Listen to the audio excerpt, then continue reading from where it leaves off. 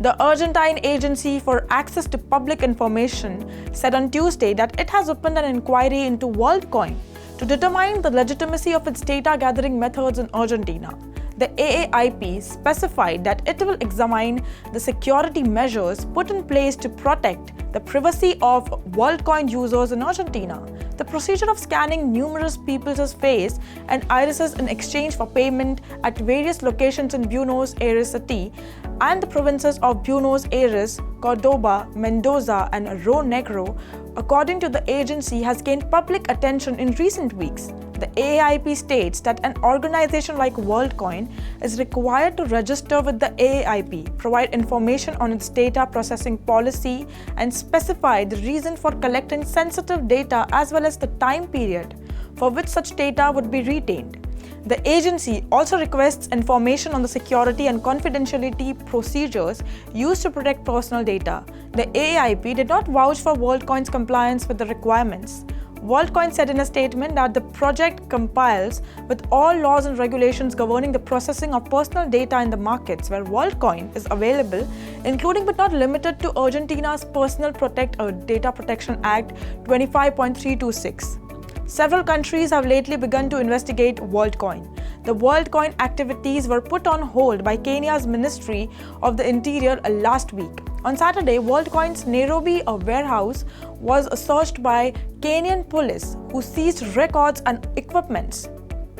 Metaverse platform Sandbox's native token Sand has slid this month ahead of its Monday unlock, set to release more than 16% of the circulating supply.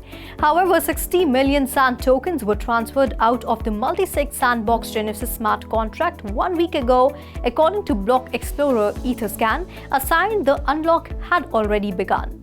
Sandbox Discord ambassador, who goes by the screen name Uncle Grumpy, said this was an effort to not shock the system.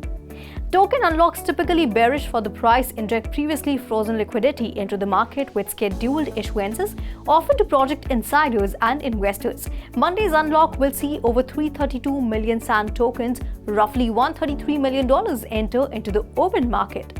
According to token unlocks, 50% of the tokens will be allocated to the team and company reserve. Sandbox advisors will receive about $15 million worth of tokens, while the remaining rest will go towards those that participated in the strategic and seed sales of Sand. Each of these parties will be able to sell their positions for the first time. Sand's February unlock managed to buck the bearing trend, but there was no sign that this month's instance would do the same. The token has fallen 4% since August 1 and spent the last week around 40 cents. Last year's August airdrop pushed the price down over 20% in 6 days after the unlock.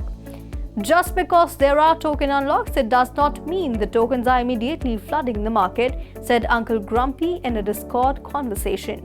A lot of the tokens from these unlocks are used for events and rewards.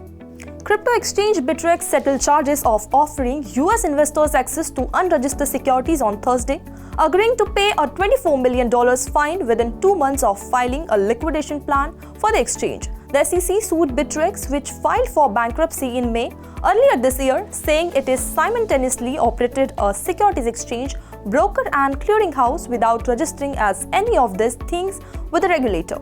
The SEC has brought similar charges against fellow crypto exchange Coinbase and Binance.us. The SEC further alleged that Bittrex directed crypto issuer to delete public statements that could suggest their token might violate securities law. According to Thursday's court filing, Bittrex will neither admit or not deny the allegations and cannot make any public statement that might suggest the SEC didn't have a factual basis for its allegations.